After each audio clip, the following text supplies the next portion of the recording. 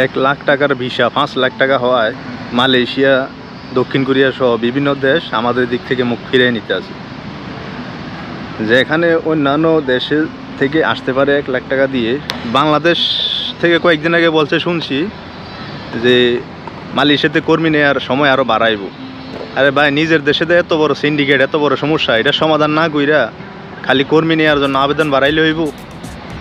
যারাই আসে তারাই এখন 5 লাখ 6 লাখ টাকা দিয়ে আসতে হয়। ভাই, এত টাকা দিয়ে কীভাবে বিদেশ আসবো? আর আসলো একটা লোক কীভাবে কাজ করে এটা পরিশোধ করব? সে তো 2 বছর 3 বছর 4 বছর লেগে যাবে এই টাকা পরিশোধ করতে করতেই।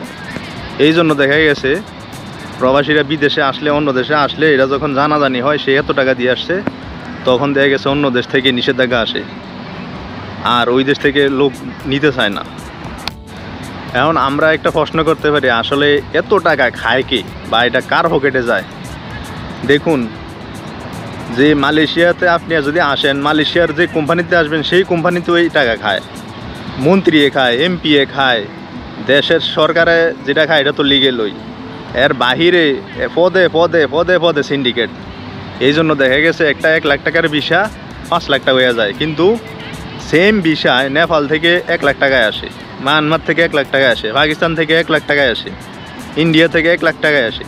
আমাদের সাথে যারা কাজ করে সবাই 1 লাখ টাকায় আসে, কিন্তু খালি আমরাই 5 লাখ টাকা, 6 লাখ টাকা, 7 লাখ টাকায় আসতে হয়। আরে ভাই, কী এমন সমস্যা যেটা সমাধান করা যাইতেছে না আমাদের দেশে?